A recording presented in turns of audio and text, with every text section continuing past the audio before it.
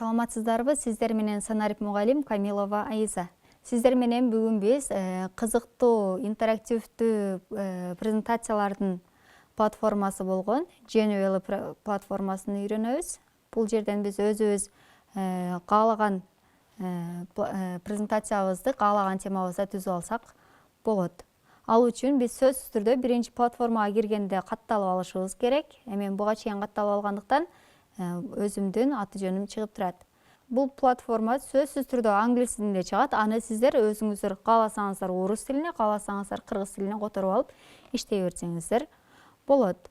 Бул жерден биз шаблону деген бөлүмүнү бассак, бизге кызыктуу шаблондорду көрсөтүп берет.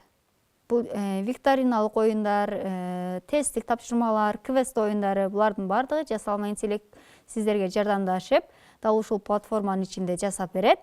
Бунун акылуу жана акысыз түрлөрү бар. Мисалы, мен сиздерге ушул платформанын ичинен бир шаблонду көрсөтүп берейин. Өзүңүзгө керектүү шаблонду тандап алгандан кийин сөзсүз түрдө используйте шаблон деген баскычыны басабыз. Бул татаал сайт болгондуктан, платформа болгондуктан бир аз жүктөөнү көбүрөөк убакыт талап кылат.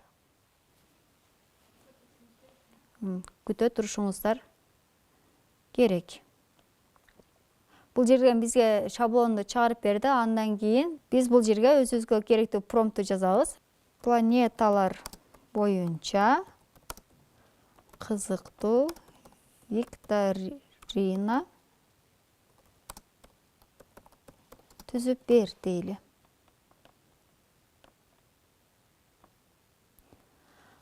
Бир аз күтө турасыздар, себеби бул жасалма интеллект аткаргандыктан кичине убакытты талап кылат. Бизге бир нече шаблондорду көрсөтүп берет.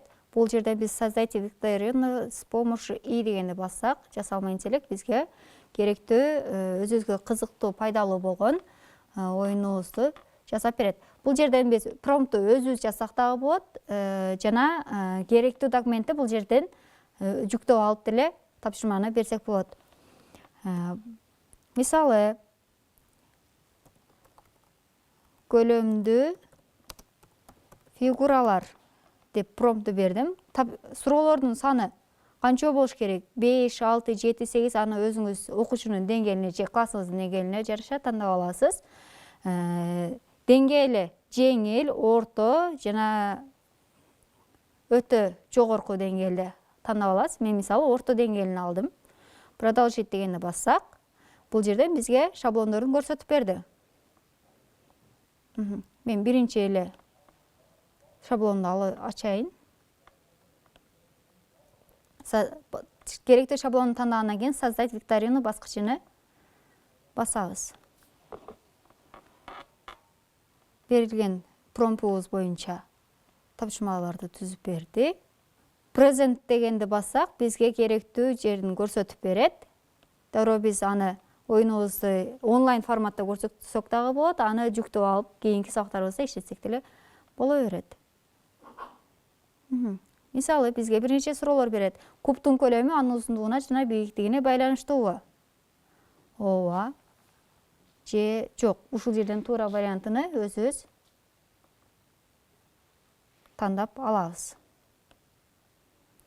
Бул жерден send деп жазылып турган баскычты басабыз. Эгерде туура болсо кийинки суроого өтөт, туура эмес болсо бизге сары болуп белгиленип калат. Пирамида жана цилиндрдин негизги айырмасы эмне? Цилиндр үч бурчтуу негизги пирамида тегиз дубалга ээ.